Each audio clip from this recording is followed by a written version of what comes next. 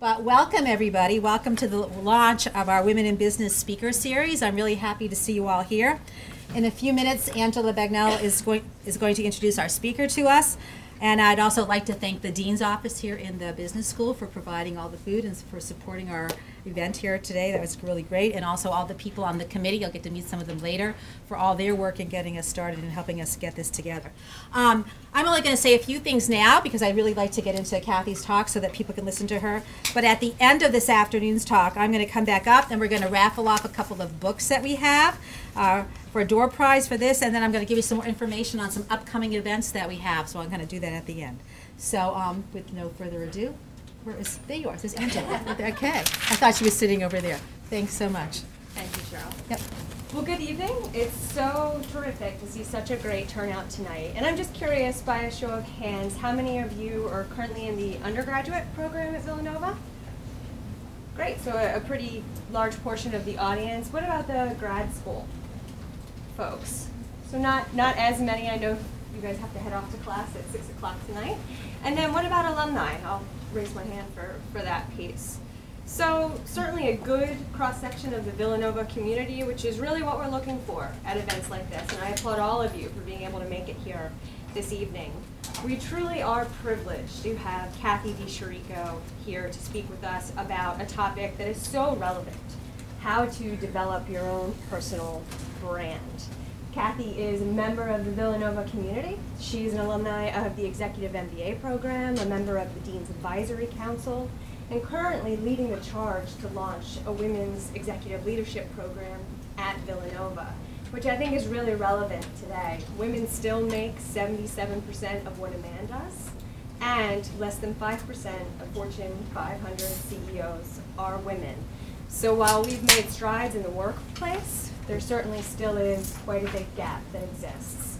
So it's just wonderful to see all of you, no matter where you are in your own personal development, here tonight to learn more and to challenge yourself to be better at branding.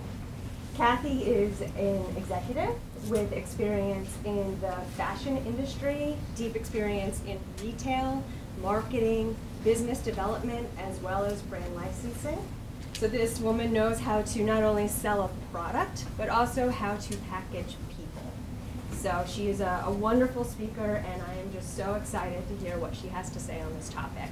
So please join me in giving her a warm Villanova welcome.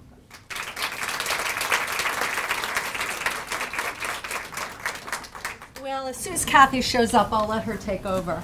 I don't know about you, but for me, that was uncomfortable. And it's because my background is, you don't say much about yourself. You're very humble. That was, I came from a very Germanic family where you did what you had to do. So hearing someone talk about you in a certain way is uncomfortable. And it's uncomfortable for me to talk about myself. But one of the things I've realized for myself as well as young women who are my peers, that we need to be talking about ourselves. And this idea of branding yourself for success comes from two different loves.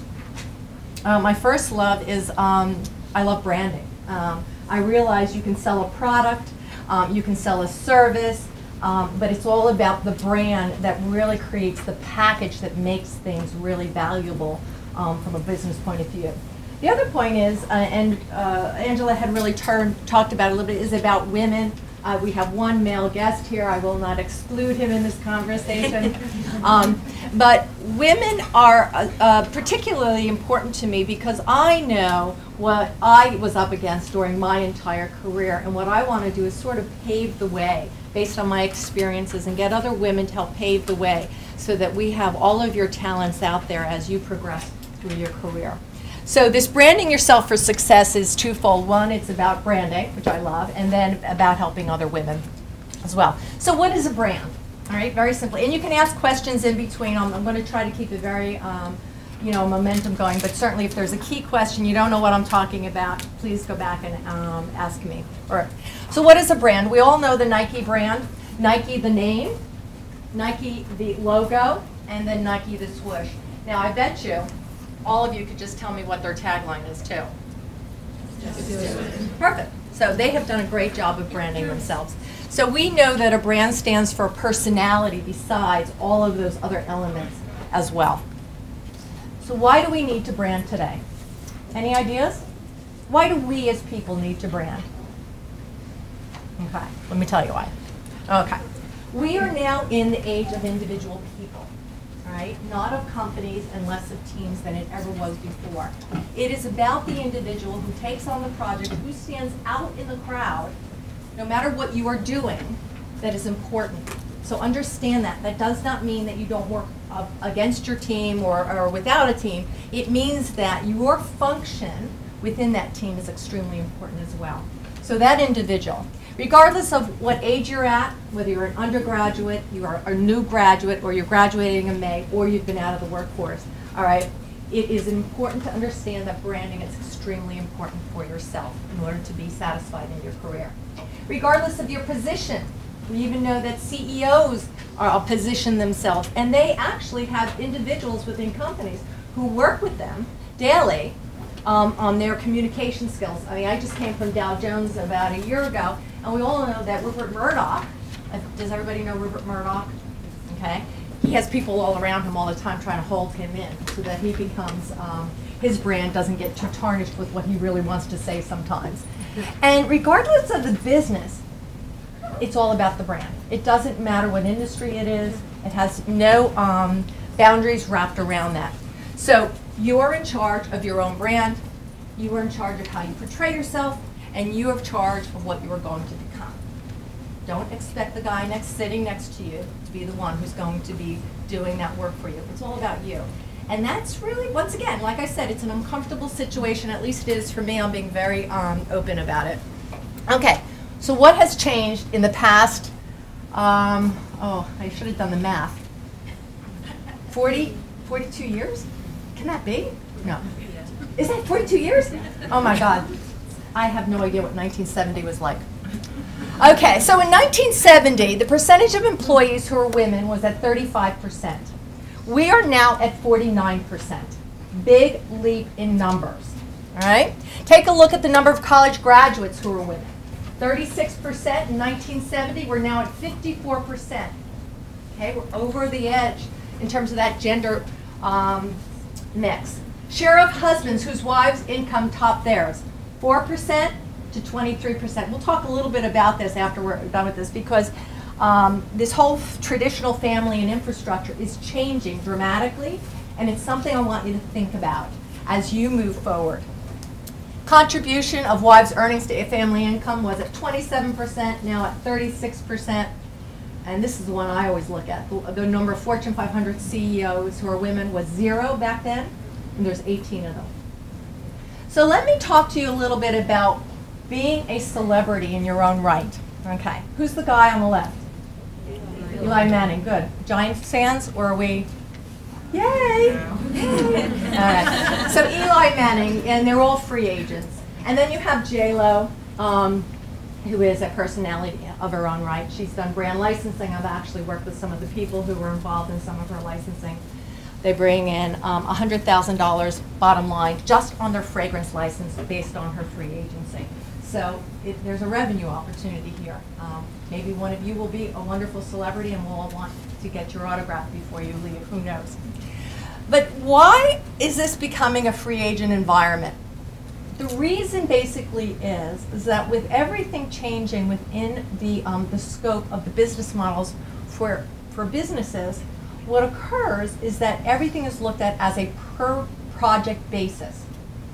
Is anyone who is alumni, are they seeing that in the industry at this point? Project-based performance?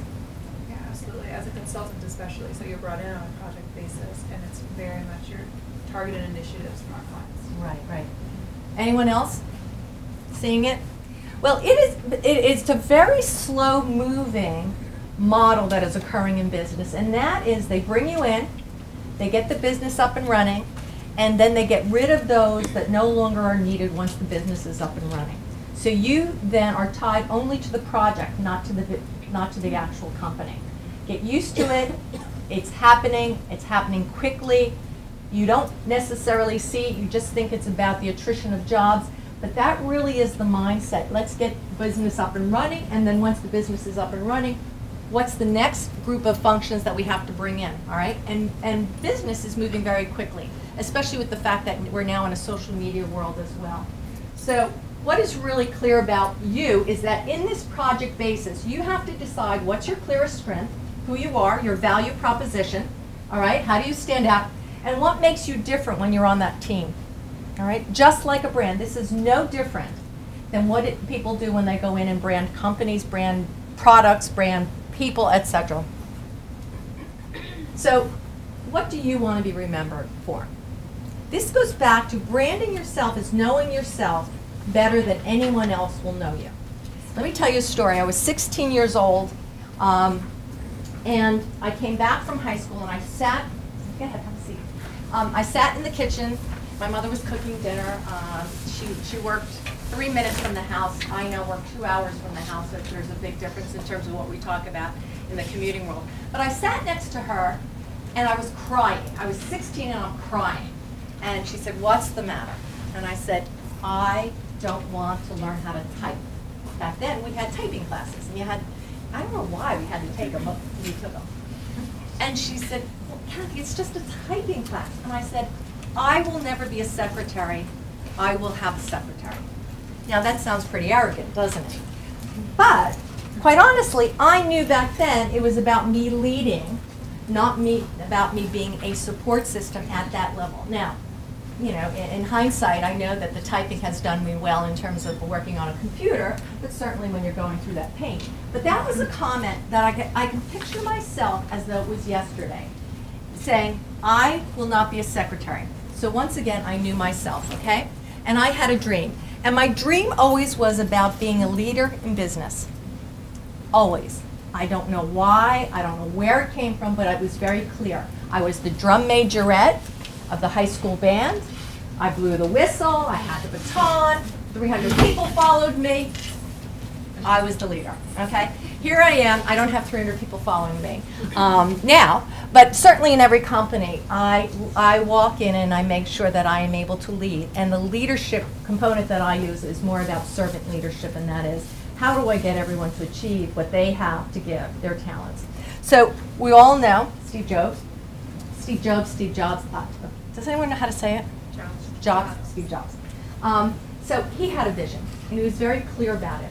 And he was his own personality, and he was his own brand within the brand of Apple, and he knew how to create that. He was always clear about who he was and what he stood for. So as you brand, and as you move from an undergraduate to your levels, you will know those skills that you can transfer from wherever you're doing in one job to the next. Those are called transferable skills. And that is sort of what we call the value proposition of branding. So I'm going to use a lot of my own because, you know, I'm the one who knows myself best. So I am highly organized, highly, all right? My benefit of that is I simplify complexity.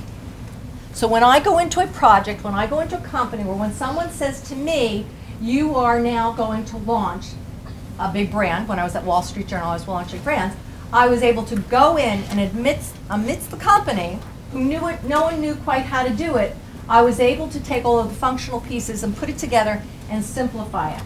It doesn't mean that it was a simple task. It means that I simplified it for other people so they could understand it. Okay, I love to meet people, love to meet people, love to meet people. My kids are afraid that when I go to the grocery store that I'm going to bring someone home. All right? That's how much I love it. All right? But what am I able to do when I benefit from this in the business environment, from the branding? And that is, I'm able to connect many of the functions together to deliver results. So if in my team currently, I'm working on a social media digital world project, and I call it a project, it's really a small company, but I have someone who does analytics, I have someone who does all of the social media blasts, and then I have someone who translates what that means into curation sites and sell product. And when we come into a meeting, everyone needs to be the best at who they are, their brand positioning, and they need to create an outcome, and that is revenue for the company. And the best part is when at the end of the day, everybody gets credit for the single objective. That is what turns me on, okay? I'm inspired by people's gifts. I believe all of us have a gift and a talent. We're all different, all right? Some have are very good at numbers. Others are very good at visual communication, etc. And I believe that what I do is I inspire people to bring their talents, all right, to that group of people and to the team. So that's the transferable skills. So what do great brands do? They're visible to the public, okay? They're consistent with their messages. They realize that everything they do communicates the brand. How you show up at an interview, how you are dressed, how you shake your hand, what you deliver, everything is about that brand, all right? So even down to the point where, for instance, I wear a lot of orange. I'm not wearing orange today because I don't have a lot of winter orange.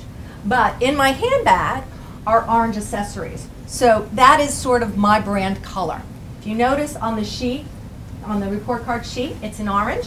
I like orange, all right? I don't know, it's like the sun. I don't know, I like it. That's me. Substance, it has to be real. You can't just be talking it. It's like any brand. You have to deliver it. Or like Nike says, you just do it, all right? And also, there's a tagline that goes along with your brands. And what is that tagline? What would someone say about you that they would know that it's you without saying your name? So let me share mine. When leadership counts. Okay, that's mine, very simple. About leadership, you can depend on me, and I use that a lot, all right? You don't have to go and make up a tagline, but it just sort of helps, what you're doing, so you know what you're doing. So knowing and growing your brand, the most important thing is that you need to know who you are better than anyone else, all right? You need to do the soul searching, all right? No one's going to do it for you. You've got to make a decision and really go down to the heart of what makes you happy, what makes it look really easy. I'm sure each of us, I know I do, sometimes I'll sit down, I'll do something, and I'll go, oh, that was nothing. And I've had people along my entire career say, wow, that was amazing, and I think, what was amazing? That was nothing for me, all right? That is knowing myself and being aware of it. Okay, power. Oh, it's moving. Oh, I did it.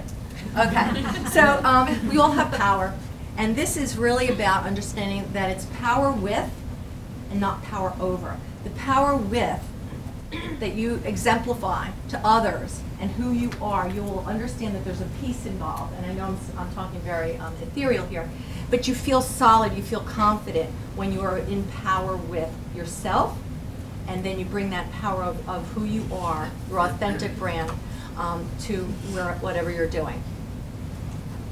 Okay, reputational power. Why is that important? How do you show up? What do you look like? How do you, if you have a 12 o'clock meeting and you're showing up at 12:20 each and every time, what does that say? Would I depend on you? Not at all. I wouldn't bring in my team. All right. Brands are about their reputation. They possess the power to deliver, and that's essential to growing your skills. So your reputation never goes away from you. You build upon that based on your choices. Right? So be very clear that how you show up and what your reputation represents is about your brand. All right, especially for the young undergraduates now that use a lot of social media. Let me just warn you: people go on social media and they look at your pictures and they look at what you're posting, and it's not a good thing, because if you want to get into a high caliber company or people have certain values within their company, that may be the trigger that turns them off. And I've heard this a lot lately, so I just warn you ahead of time, just be careful about what you post, all right? All right? And your reputation, people like to be around people who are very successful. It's just simple. They just want to, all right? So that if your reputation is really great, you're going to attract really great people with you as well. Growing your power. We now live in a project world. I said this in the beginning, all right? Understand that when you do a project well, all right, you bring that to the table, and you can now brag about it. That is the communication, okay? These are called braggables, and one of the books that is part of the lottery today is How to Brag by Peggy Klaus, and she was a speaker. And she teaches us that bragging comes from facts, all right? So if it's true, it's not really bragging per se, it's really telling the truth. So for instance, Ellen Beth Pepe was our associate dean, director, what? Director. When I was in EMBA. And I want to tell you, she was the penultimate person that we could count on no matter what. No matter what. Everyone felt the same way about Ellen Beth.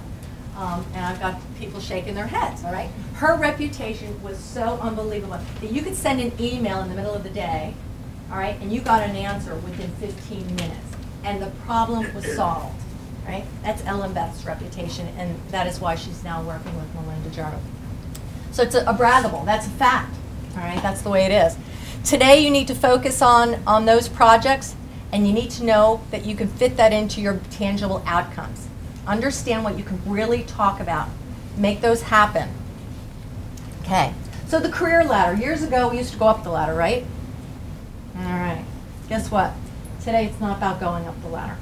It's more about deciding what are the skills you need to make it the career vision that you're looking at. So this is actually something that came out of Deloitte Touche. We worked on a major brainstorming for this Villanova Women's Executive Leadership Program. It sounds like a lot. Actually, Angela has now named it We Lead. And it's really about helping women to understand what they need to do to get where they want to go, okay? We have the skills, we're talented, people love us, but sometimes we just don't know how to get there, all right? So what Deloitte Touche talked about was that what happens sometimes is that instead of going up, you may be going sideways. So I believe what I did was I showed where at Dow Jones, when I was at Dow Jones, if you were VP of marketing, it didn't mean that you just went up to executive VP or president of a group. You now could be the VP of marketing in digital. You can move over to advertising or the corporate brand group, events, or go internationally, or go back to operations. All on the same length. But what it did was it allowed you to gain more knowledge of the corporation and more skills in terms of what you were doing before you made the next one. So that is called lattice progression, all right? And it works very well for women, men, at Deloitte Touche, and they're very excited about it. So let me talk to you about a case study. This is myself and my friend Sue. We were both buyers at Macy's at exactly the same time, all right? I became a regional VP of sales because I got out of retail. I went into wholesale. She stayed in retail and went up to a division of TJ Maxx called Chadwick's. She was a buyer, and they asked her to be a divisional, okay? So regional VP, she was a buyer, wanted to be a divisional. She decided she didn't like managing people. Didn't like it. Went back to being a buyer. Okay. I went on to become president of an apparel company, all divisions, women's, men's, and children's. She went back to being a buyer of women's for a Canadian division now called Winners. You probably don't know about it. Right? I went on from there to be an executive VP of brand licensing. So I went on from operational to sales to branding. All right. She went on to become a buyer of Winners, the bedding and bath. So if you went and shopped in TJ Maxx, she would tell you all about the bedding and the bath and all that other stuff. I opened up my own consultancy. I became a strategist in business development and branding. She remained a buyer. And I'm just showing you, if she's happy, that's fine. I don't care what you do with your life. But certainly, I'm going to get to the end of this story. Then I became the director of brand extensions for Dow Jones and the Wall Street Journal. And I realized that everything along the way that I had learned could work in a large corporation. So I continued my skills. All right. I was involved in legalities. I was involved in cross-channel marketing. I was involved in international business. So it was really exciting for me. I am now currently the COO and executive VP of a Robin Barron design group. We do social media. It's a high-end interior design business who is looking to extend her brand in both products and then TV production. We just did a TV production pilot for one of the major networks as well. Never did that before. So I am very fortunate that I have the opportunity. I think for me, it's now, once again, broadening my skills because media and digital is the new way to communicate as well. Sue is still the buyer. She's now a buyer of children's wear, exactly where we both started out at Macy's, all right? And just sort of the end of this story is now she realizes how tactical her job is and how much it does not fit into her current lifestyle. But what happened was she remained very comfortable along the way. In the meantime, for me, I can only say that for me, it's been a very exciting and rocky road, but I've grown so where I'm not as tactical. I'm more about working with other people. I don't have to put in, well, that's not true. I don't have to put in long hours, but I do because I love what I do. Whereas she has to because that's what her position demands at this point. So getting out of your uncomfortability, branding yourself, and repositioning yourself as you cumulatively bring your skills to the forefront. So where do we start? Your career strategy. You create a personal profile. What you're going to get is at the end of this, it's a worksheet that you can start working on. And it's about asking yourself some really key questions. All right, what is your personal profile? What are your strengths? Develop long-term and professional goals. Where do you want to go? What do you want to be? You identify your present and future opportunities and your threats. And there are a lot of threats out there. So in the world of retail, just so that you know, retail is having a tough time of it. And for me to go back into the retail environment that I was at Macy's might be a little bit difficult because I've been out of there. But what's new and exciting are these curation sites, not the daily sites, but they're now curation sites that a lot of people are putting together. And they're the new and up and coming. And that is what I'm working on. And I was just asked on Monday, once again, to interview for another COO's position because of my background. So I had to figure out where I was going and where was the opportunity. And that's what I've done. Prepare an analysis of your strengths and your weaknesses. Know your strengths, know your weaknesses, play to your strengths. Don't worry less about your weaknesses. I used to, I gotta fix this, I gotta fix that, I gotta fix that. What I've heard over and over again from people who've really made it, they concentrate on their strengths, all right? Show up in your strength. If you are not, and here's a story, Burberry. Does everybody know Burberry? Rosemary Bravo was actually a buyer with me when I was at Macy's. And I sat in a meeting with her. She was at the end of one table and I was at the other end. And she was now the CEO and I was just working on branding and licensing. And she goes like, I know you. And of course, there were 18 men in that meeting besides us, her on one end, on my other. But what she did when she became the CEO of Burberry is she knew nothing about financially running the company, not the numbers. That's a whole different, she knew accounting, she knew profit and loss. She didn't know about the financial component that we learn in our EMBA or MBA classes about the financial part of it.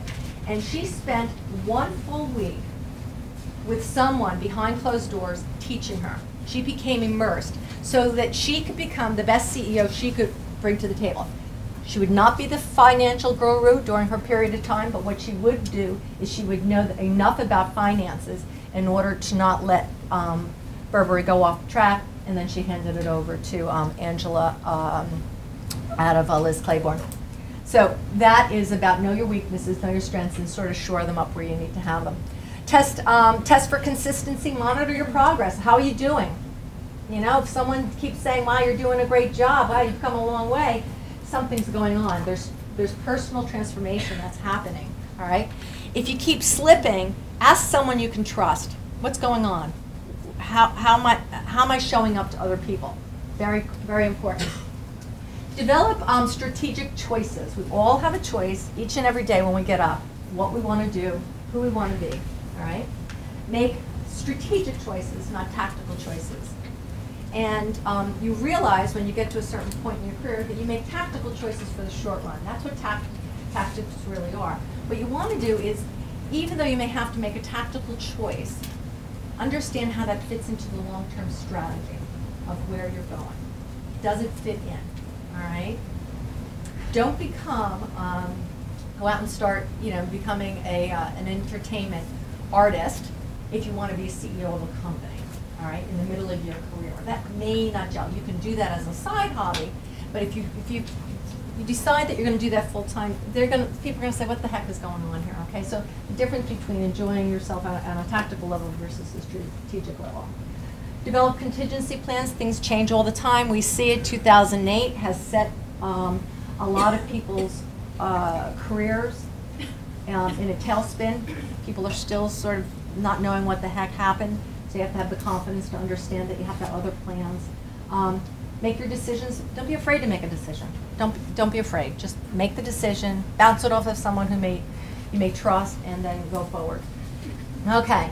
Look at yourself as there's your target market. Where do you want to be? You are all of those components, your target market, where are you going? So for myself, once again, I want to stay in retail, but I don't want to be in the retail bricks and mortars. Where's the largest growth? It's in e-commerce, curation. Okay, those are the new busy buzzwords. And learning more about the social media versus the traditional meeting. So that was my target market. And what I did was I decided that I was going to learn. So I did the same thing Rosemary Bravo did. I have learned social media, and I study like a banshee. I'm always studying every night, every day, reading, working with my team as well. Okay, so skill concentration at different levels. Know that you have to grow. Your brand has to grow. Grow or die. I know that's very dramatic, but that's really how it is. Brands grow, brands die. You see Facebook was, what, 8 years old? They just went into their first IPO. They will be the largest IPO offered. So when you begin, you start with technical skills. Those are the skills that you learn very early on. You know, if you can manage those and really do an excellent job at those, you then are ready to move on to the human management skills. And that is where you take your skills and now you replicate those. And you help. Those are your middle management periods. That's your, after, this is usually from 1 to 5 years, 5 to 15 years, and then the last one, the top management, is about conceptual and design. How do you move large numbers of people, ideas, projects forward? How do you go past some of the constraints of business models? Business models now are changing rather than just companies and industries. Okay. Think of yourself as a co-brand that when you're going into a company. And I know that, I think it was Kelly who was talking about culture in companies, and it's very, very important when you're looking at yourself. You are a brand. How do you fit within a company? All right? I can tell you I've had at least 3 or 4 major mistakes because I thought I could go into a company and I thought I would fit. Okay? I didn't fit the culture. Okay? People lied, people fibbed, people were saving themselves. I mean, on and on. And I tell the truth, and people would look at me and they'll go, what are you doing? You can't do that. And it's hard when you're very much about the objective of the business. So, for instance, organizational demands. Let's look at this. Effective and efficient operations, and you have more about your own self-fulfillment. Will that work for you? There's a misalignment there. Concern for all members of an organization, concern for the self. You see the difference in organizational wants versus your own wants. Look at that clearly. You will be much happier if most of your mutual values sit together. So we're looking at, here's the organizational needs, here are your individual needs, and then the mutual values and the mutual needs. All right? Think about that. It's so important. It is so important in terms of where you're going and branding yourself. The perception of positioning yourself in the workplace. No one is going to help you, and I don't mean that no one, but I mean in general. You are here to help yourself. That's why you're here. All right? What do I have to do to grow myself? You've got to talk about yourself, but you've got to talk about yourself with facts. Be prepared. Know your braggables. Right? Know what you did that was extraordinary. If you do not know what you did, ask someone else what you do that's really good. Right? If you're not used to looking at yourself, what is it that makes you stand out in a crowd? Market yourself. Continuously develop yourself. A lot of people are now going back for MBAs, and strategize your own career. So how do we market ourselves? We market ourselves through our resumes. We market ourselves through social media. I think this is one of the most exciting times for young adults. I really do. It is so much easier to stay in touch with other people. I mean, years ago, you called on the phone. We did not have cell phones when I graduated. All right, I'm telling my age. Graduated high school, graduated college.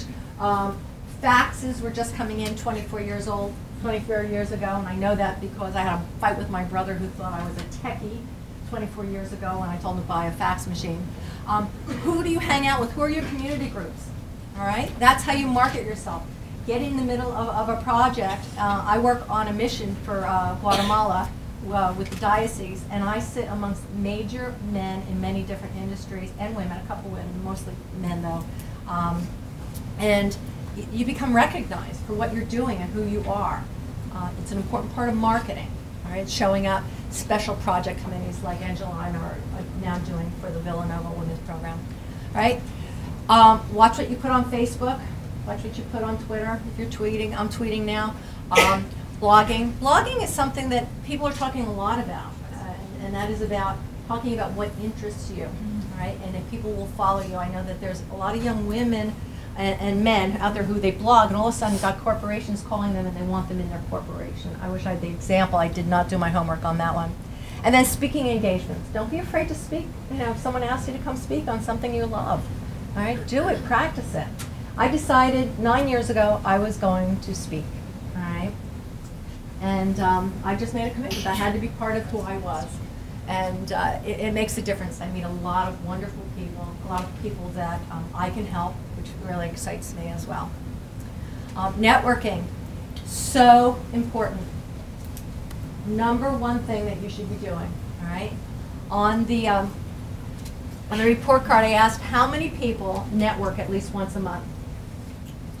Raise your hands. How many people go out and network once a month? Okay. You need to network. Okay, I'm going to say this. A friend told me this 15 years ago. I didn't listen to her. All right? Wrong. You need to network. You need to network for two reasons. First of all, the new number is that 85% of people get their jobs now, their new jobs, through someone they know and through a network. 85%. That's a huge number. Right? The other reason is that you need to understand what's going on either in your industry or being someone that people will come to and ask you questions. So if you go out and you have, you meet someone and you can help someone, there's sort of a reciprocity that goes along with that. Get used to it early on in your career. People in undergraduate do it at least once a month. Even if you just go to, go out to drinks with somebody. And, I'll meet you for a glass of wine or whatever that may be. Get used to it, do it your whole life, and you'll have a much easier point of time. It'll feel very natural. It's like going to the gym. We all don't want to go to the gym, but it feels great when we get there. So do you know what today is?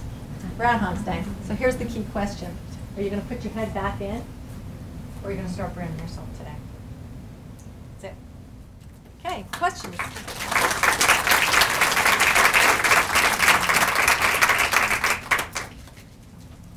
Okay, questions? No questions? So I know you gave a great list of different ways and ideas for branding. So because there's 3 different groups here. So I guess for each group, and actually just for everybody, how would you suggest? Would you suggest that someone writes it down and edits? Would you suggest people work with a journal?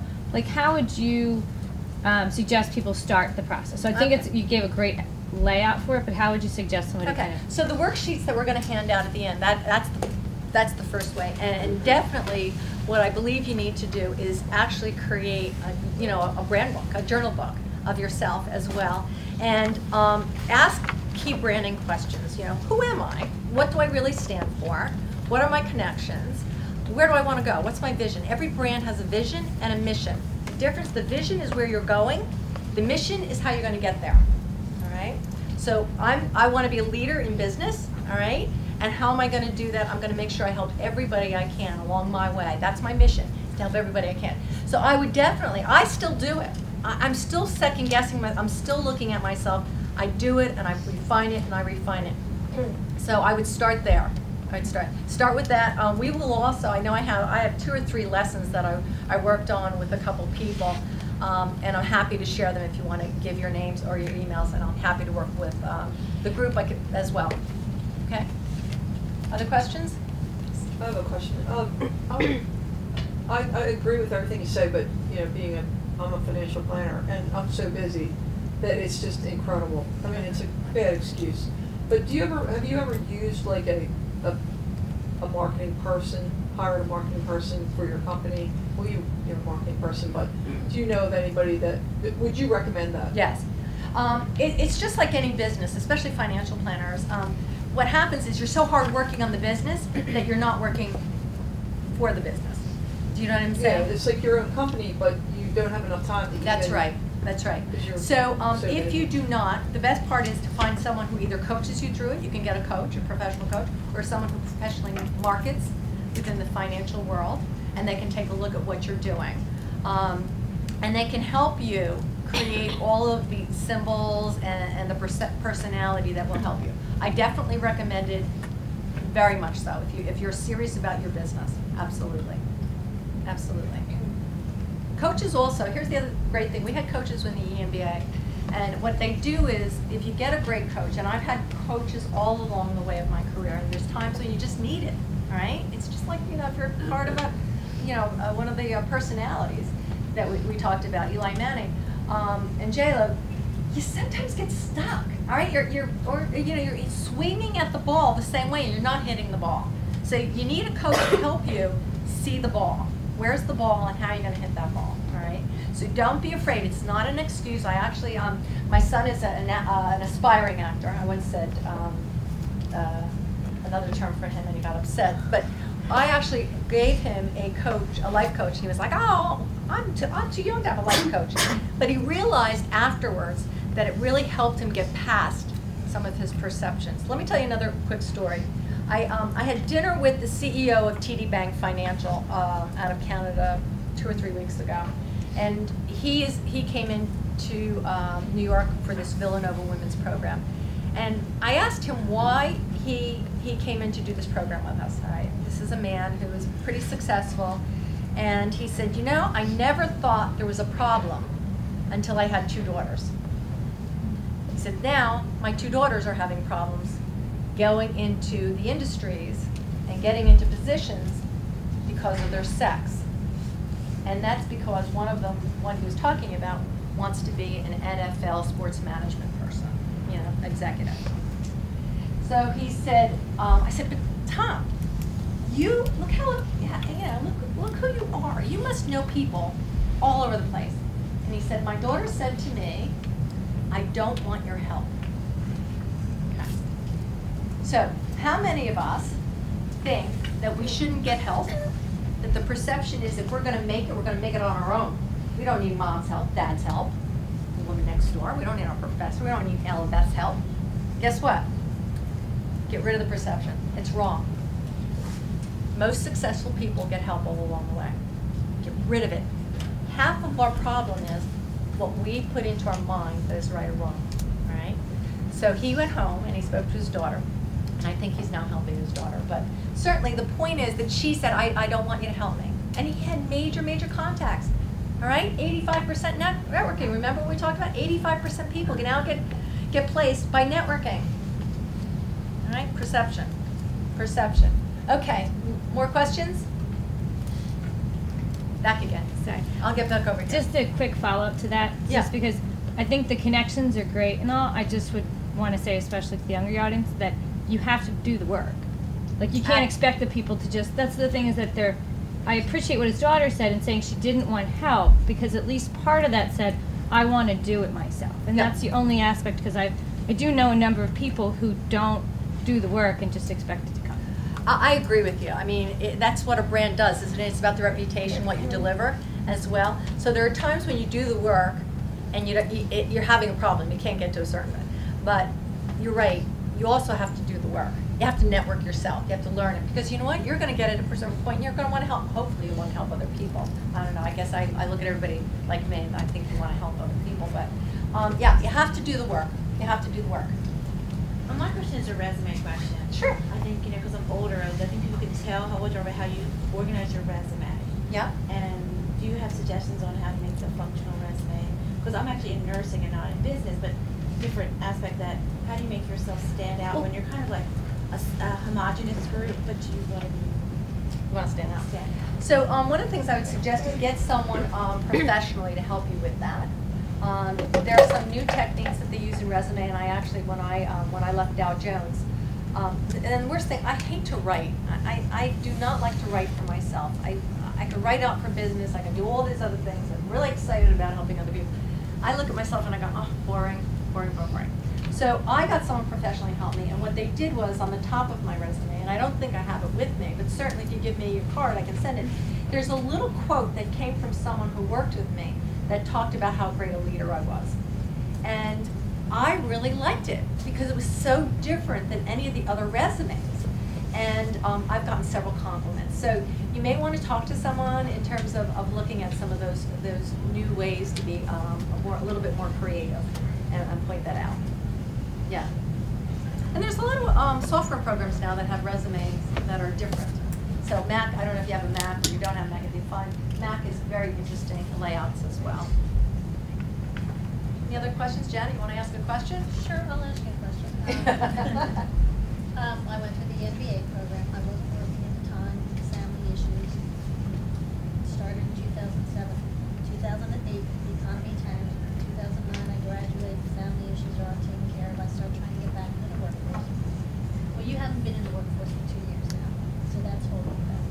So I took a job to get back into the workforce. It was a networking job. It was someone who was a project manager at the company that I've been working for, and he submitted me as a business analyst. And I went in and I did a fantastic job. I know everybody looking at me as a business analyst again, instead of the vice president of quality assurance. So how do I get back into that, back in the workforce now? My skills are current. They can see I'm there for a year and a half, not a job hopper, which even the term job hopper anymore with the contracting work is kind of going by the wayside. Right. How do I now focus back on to getting into those strategic positions when the tactical positions are so much more prevalent in the industry? Well, go back to networking. That's what I would suggest. I would take a look at the industry or the position that you have and decide what it is that you could do that would be very strategic and that would elevate the perception of what you're capable of. All right? Even if it's a small project, this goes back to that project conversation we started out with. So going back to a small project, right? So I'll be honest with you. So I left Dow Jones, and I was looking for other positions, and I came upon Robin Barron. She was once again a networking thing. Got involved with the social media, business development, et cetera, and I decided that even though it was a very small company, I was very grateful because what I was doing is I was learning, and she gave me full responsibility for her company as the COO. I was learning about social media. So what that has done for me, it has now repositioned me up a notch. Okay, so that's what I would do. I would take a look at what special projects that you can do or committees that you can sit on. So right now I'm looking at an interview with one company. Quite frankly, my skills are so broad. They're interviewing different tactical positions. Right. Higher pay than another company that has expressed interest in me for a more strategic position, but certainly not priced like it's a strategic position. Right. Not even paid what they pay a manager. So that becomes So a then- strategic choice. Well, exactly, it becomes a strategic choice, but then the next time what were you making at your last job, now your income has dropped $30,000. Strategic, I would go with the strategic choice because what will happen is, and I was with a lot of high-level executives who lost their positions last year when I went through this outsource. And I will say, you know, the best part about it was we talked about it all the time that salaries have dropped in a lot of areas if you've lost a position. So I'm not talking about undergraduates, you guys, you know, don't worry about that. But more if you've been in some very high levels, it's better to reposition yourself in a strategic, you know, we talked about the lattice effect. Right.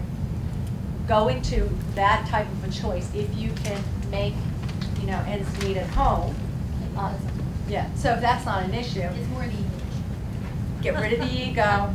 Yeah, talk to someone who will support you. Here's the other thing I want to say. It is very important for you to get support from other people, all right? Especially other women. Support each other. It is so important when you're making these choices. If you don't have anyone immediately around you, find other people who will help you, other women who will say, okay, Janet and I know each other. She's already asked me something in 5 minutes when I walked in if I'd help her. So I can now turn around and say to her, you know what, Janet, I'll be happy to work with you on this as we go through this. Because we want to make sure when we've really worked hard to get to a certain position, our ego gets in the way and we go, oh, I can't take this, blah, blah, blah, I can't go down 30,000, blah, blah, but it's strategically the right thing to do.